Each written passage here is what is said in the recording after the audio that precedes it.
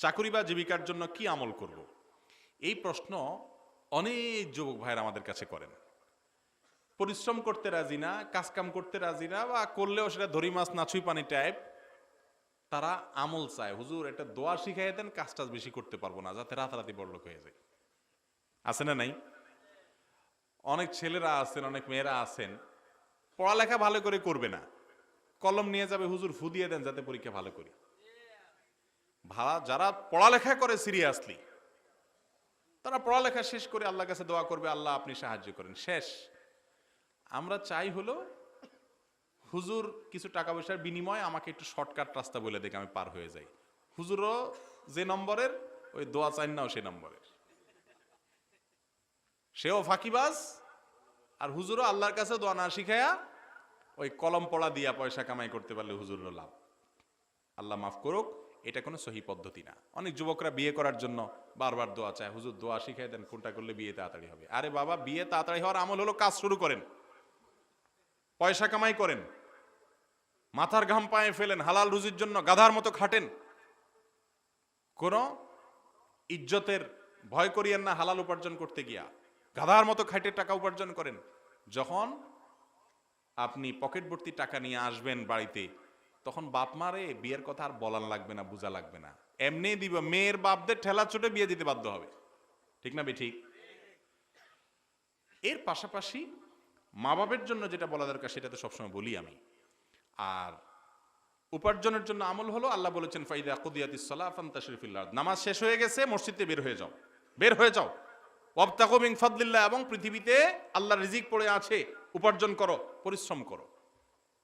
এখন শুধু যুবকরা চাকরি খোঁজে। আজকে এক ভাই হোটেলে দেখা করতে আসছে, আয়সা বলতেছে হুজুর দোয়া করেন, সরকারি চাকরির জন্য চেষ্টা করতেছে। আমি বলি এই চাকর হওয়ার জন্য আমি দোয়া করবো কেন? আমি দোয়া করবো আল্লাহ আমার এই ভাই একজন বড় চাকর হইতে চাইতেছে, আল্লাহ ওনাকে বড় চাকর বানাই দেন। বড় চাকরি হওয়া মানে বড় চাকর হওয়া, এটা কেমন দোয়া রে ভাই?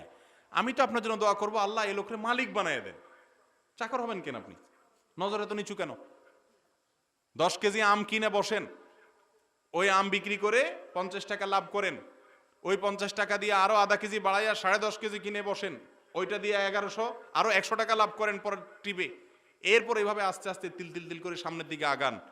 কথার কথা, উদ্যোক্তা হন, ছোট ছোট কাজকে সিরিয়াসলি করে করে বড়র দিকে হন। নবী করিম সাল্লাল্লাহু আলাইহি ওয়াসাল্লাম একটা হাদিস আছে, ইন্নাল্লাহা ইউহিব্বু ইযা আমিলা আহাদুকুম আমালান আইয়ুতকিনাহু, আল্লাহ তাআলা পছন্দ করেন বান্দা যদি কোনো কাজ করে, সেটা দুনিয়ার কাজ হোক আর আখিরাতের কাজ হোক, আমালান, যে কোনো কাজ যদি বান্দা করে সেটাকে যদি খুব ভালো করে করে, সিরিয়াসনেসের সাথে করে, গুরুত্ব দিয়া করে, আল্লাহ তাআলা সেটা পছন্দ করেন। অনেক যুবক ভাইরা আছেন দিনের পথে আসলে, ইসলাম চর্চা শুরু করলে, দায় রাখছে, কোরআন হাদিস অনুযায়ী চলা শুরু করছে, ইসলামকে প্র্যাকটিস করা শুরু করেছে, তাদেরকে দেখা যায় যে ইসলাম প্র্যাকটিস করার পর তারা ঢিলা হয়ে যায় দুনিয়ার ব্যাপারে। না দুনিয়া তো এটা, দুনিয়া তো এটা তো ফালতু জিনিস। আরে ভাই দুনিয়া ফালতু জিনিস, তো দুনিয়া লাগবে না চলার জন্য?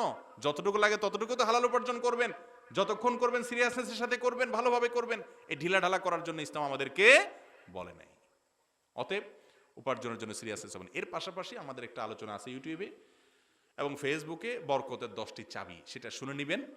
যে আমলগুলোর মাধ্যমে সবকিছুতে আল্লাহ তাআলা বরকত দান করেন, ইনশাআল্লাহ বিইذনিল্লাহ আল্লাহ তাআলা বরকত দেবেন। বিসমিল্লাহ পড়ে শুরু করবেন এবং আল্লাহ যদি অল্প দেয় তাতে সন্তুষ্ট থাকবেন, কিন্তু চেষ্টাতে যেন ত্রুটি না হয়। আল্লাহ তাআলা আমাদেরকে বুঝার তৌফিক দান করুন।